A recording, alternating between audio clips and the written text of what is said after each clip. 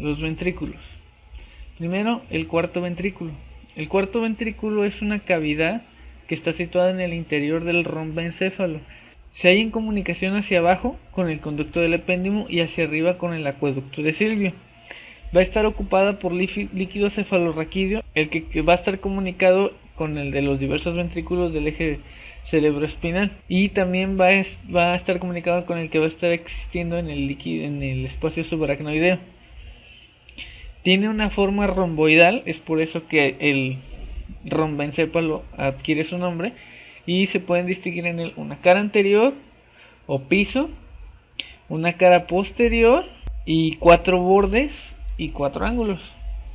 Su cara anterior es de forma romboidal, es de color gris y va a tener dos porciones, una porción protuberancial y una porción vulvar. Va a estar recorrido en su línea media por un surco longitudinal llamado tallo del cálamo, que va a ir desde su parte inferior hasta el acueducto de Silvio. A los lados de este surco y en toda su longitud va a existir una eminencia llamada eminencia medialis, que se ensancha en su parte superior, donde ocupa casi toda la totalidad del piso. En la zona protuberancial va a existir una eminencia llamada eminencia teres, que se va a formar por la rodilla del facial, al bordear el núcleo de origen del nervio motor ocular externo. Esta eminencia se llama eminencia teres o eminencia redonda. Por abajo de ella vamos a encontrar la línea, el ala blanca interna o trígono del hipogloso. De aquí van a partir, entre la eminencia redonda y el ala blanca, van a partir fibras que van a formar las barbas del cálamo o estrías de Piccolomini, que se van a dirigir del surco en dirección horizontal hacia los ángulos laterales del cuarto ventrículo, constituyendo una vía motora accesoria o sinergista. A los lados del tallo del cálamo, en el triángulo vulvar, vamos a encontrar el ala blanca interna o trígono del hipogloso. Por fuera de él vamos a encontrar el ala gris o fobia inferior o trígono del neumogástrico. Por fuera de esta vamos a encontrar el ala blanca externa, también conocida como área vestibular, ya que aquí están los núcleos terminales del nervio vestibular. Por fuera de la eminencia de teres vamos a encontrar una depresión conocida con el nombre de fobia superior, cuya prolongación hacia abajo corresponde con el ala gris. Por fuera de la fobia superior vamos a encontrar la zona vestibular, que va a estar confundida hacia abajo con el ala blanca externa. Hacia arriba de la fobia superior vamos a encontrar una mancha de color oscuro llamado locus caeruleus o mancha azul. La fobia superior y el ala gris van a originar un surco longitudinal interrumpido que se va a llamar surco limitante, y sus extremos inferior y superior terminan en la foseta inferior y superior respectivamente. La cara posterior o techo del cuarto ventrículo. Este va a estar formada en su parte superior por la válvula de Vieuxtemps y en su parte inferior por la membrana tectoria. Va a corresponder a la parte posterior del romboencéfalo por delante del cerebelo. Bien. La extremidad superior o vértice corresponde en la línea media a la válvula de Vieuxtemps está situada entre los dos pedúnculos cerebelosos superiores. En su parte superior se va a continuar con unos pequeños cordones llamados frenillos de la válvula. A los lados de estos van a emerger los nervios patéticos. Va a estar constituida por una superposición de dos láminas de sustancia nerviosa, una blanca y una gris. La lámina blanca o velo medular superior, propiamente dicho, forma la cara anterior, mientras que la lámina gris está constituida por una serie de pliegues que ocupa los 3/4 posteriores de la lámina de la válvula de Vieuxtemps. Bien, la parte inferior del techo del cuarto ventrículo está representada por una delgada lámina llamada membrana tectriz, o tectoria. Va a ser de forma triangular, va a estar ubicada en el borde inferior del triángulo de la porción vulvar. Tiene una base superior que se extiende desde las válvulas de Tarín hasta desde los pedúnculos del flóculus y el flóculus mismo hasta los bordes de la porción vulvar del cuarto ventrículo. Al arrancar esta membrana vamos a encontrar que se prolonga sobre el pedúnculo cerebeloso inferior, inclinándose del receso literal, formando una porción llamada lígula, que es este cordón.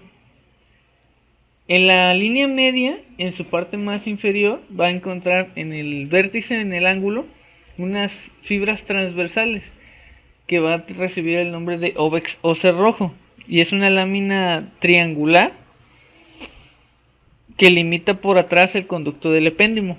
La membrana tectriz va a ser en realidad una parte de la membrana ependimaria que aquí, como en todos los ventrículos, forma directamente las paredes de esta cavidad, tapizando las sustancias nerviosas. Se va a encontrar reforzada en su cara posterior por la tela coroidea inferior. En la tela coroidea inferior va a ser dependencia de la pía madre y va a presentar entre sus dos hojas, más cerca de su cara ventricular, numerosos apéndices o vellosidades muy vascularizados y de color rojizo, denominados plexos coroideos del cuarto ventrículo. En la pared inferior de este se van a formar dos franjas paralelas, llamadas plexos coroideos medios. De hacia arriba se unen y se doblan en ángulo recto para dirigirse hacia afuera, siguiendo la línea de unión de las dos hojas de la coroidea. Estos se van a continuar hacia los ángulos laterales del ventrículo, por donde van a salir y van a quedar libres en el espacio subaracnoideo, formando los plexos coroideos laterales. Los extremos de estos son visibles en el ángulo que forma el flóculus y el nervio facial y el auditivo por una parte y la amígdala cerebelosa por la otra. La membrana tectoria va a tapizar la cara ventricular de la tela coroidea. Por último, los agujeros. Va a haber en el cuarto ventrículo, además del agujero que comunica con el acueducto de Silvio y el conducto del epéndimo, vamos a encontrar dos agujeros en sus paredes. El primero es el agujero de Magendie o orificio medio del cuarto ventrículo, que va a comunicar con el espacio subaracnoideo. Se va a encontrar por arriba del óvex y en la línea media. Y el siguiente agujero es el agujero de Luschka u orificio lateral del cuarto ventrículo. Por este agujero es por donde van a emerger los plexos coroideos laterales en relación con los nervios neumogástrico y glosofaringeo. Cuando estos orificios se obstruyen, Cuando se obstruyen los orificios que comunican el cuarto ventrículo con el espacio subaracnoideo, el líquido cefalorraquídeo segregado en las cavidades ventriculares no circula. Entonces se acumula en dichas cavidades y forma la hidrocefalia obstructiva o intraventricular. Aquí está la salida de los plexos coroideos laterales a través del agujero de Luschka. Bien, ahora el ventrículo medio. El ventrículo medio va a ser el espacio comprendido entre los dos tálamos, ubicado en sentido sagital. Se va a extender desde el quiasma óptico por delante hasta la glándula pineal por detrás. Para su estudio lo vamos a dividir en un borde anterior, un borde posterior, el techo, el suelo y sus dos paredes laterales. El borde anterior es una delgada lámina denominada lámina supraóptica por estar arriba del quiasma óptico, o lámina terminal. Va a unir el quiasma óptico con el pico o rostrum del cuerpo calloso. Uniendo la cara interna de los extremos anteriores de ambos tálamos, vamos a encontrar los pilares anteriores del trígono cerebral. Y va a estar un manojo de fibras llamado comisura blanca anterior, que va a marcar el límite hacia adelante del borde anterior del techo del tercer ventrículo.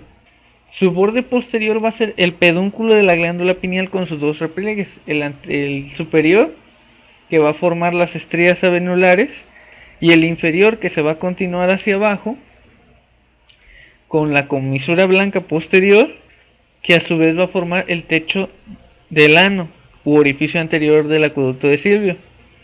Entre los dos repliegues de la glándula pineal se va a encontrar el divertículo ventricular que forma el receso pineal. La cara superior o techo del tercer ventrículo va a estar formado por una delgada membrana ependimaria que se extiende de una estría venular a la otra.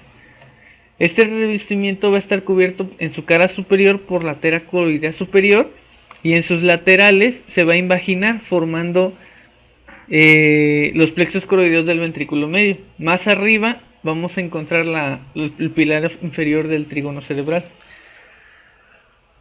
La cara inferior o piso va a ser la porción restante del borde posterior inferior y va a encontrarse por debajo de los recesos pineales para hasta terminar en el quiasma óptico. En ella se va a encontrar desde atrás hacia adelante el ángulo de separación de los pedúnculos cerebrales, el espacio perforado posterior, la lámina de sustancia gris que es continuación hacia arriba de la sustancia gris que rodea el acueducto de Silvio, los tubérculos mamilares y por delante de ellos el tuber cinereum, en cuya parte más inclinada está la hipófisis suspendida en su tallo pituitario. En la parte anterior, marcando el límite entre el piso y el borde anterior, va a encontrarse el quiasma óptico. Las paredes laterales van a estar formadas en su totalidad por los tálamos. En su tercio anterior van a estar unidas entre sí los tálamos por una sustancia gris denominada comisura gris o masa intermedia. Por delante de la comisura gris se va a encontrar el pilar anterior del trígono que se va a hundir en la sustancia gris para alcanzar los tubérculos mamilares. Los pedúnculos anteriores del trígono y el extremo anterior del tálamo entre ellos se va a encontrar un orificio que va a poner en comunicación los ventrículos laterales con el ventrículo medio y se va a denominar agujero de Monro o agujero interventricular. A través de él se va a poner en comunicación los ventrículos laterales con el tercer ventrículo. Por abajo del tálamo y partiendo del agujero de Monro hasta el acueducto de Silvio se va a encontrar un surco denominado surco hipotalámico. El ventrículo medio va a comunicar con el cuarto ventrículo por el acueducto de Silvio, mientras que con los ventrículos laterales va a comunicar con los agujeros de Monro. Todas estas cavidades van a estar llenas de líquido cefalorraquídeo cuya presión se va a mantener constante merced a la presencia y papel de los plexos coroideos. Por último tenemos los ventrículos laterales. A estos se les va a denominar ventrículos laterales ya que son la cavidad que van a tener los hemisferios cerebrales en su interior. Esta cavidad va a estar recubierta por el epéndimo y va a comunicar con el ventrículo medio por intermedio de los agujeros de Monro. A su vez, el ventrículo medio va a estar comunicado con el cuarto ventrículo a través del acueducto de Silvio. Cuando se hace un corte horizontal del cerebro, desde el rodete hasta la rodilla del cuerpo calloso, encontramos, levantando la mitad inferior del cuerpo calloso, se va a distinguir con claridad la cavidad del ventrículo lateral, que va a estar a cada lado del hemisferio separada una de otra por el septum lucidum. En la parte inferior del corte de la porción media de dicha cavidad se estaría limitado hacia adelante por la línea transversal que uniera a los agujeros de Monro. Los ventrículos laterales vamos a dividirse en porciones.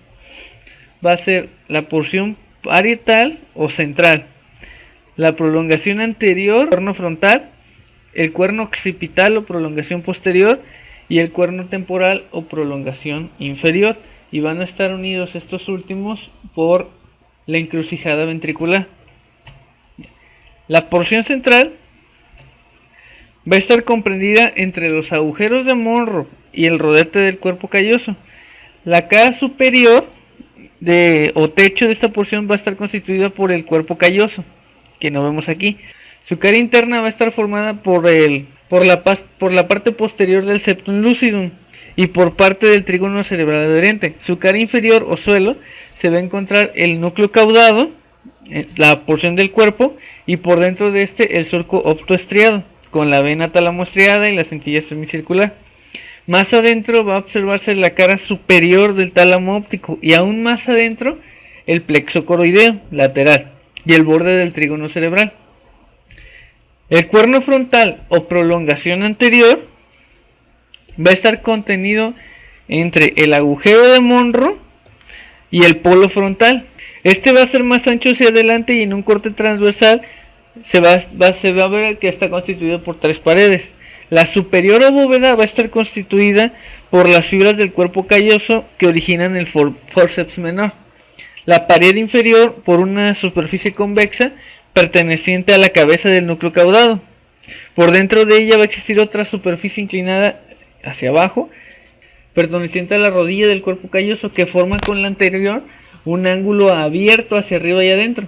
La pared interna va a estar formada por el septum lucidum.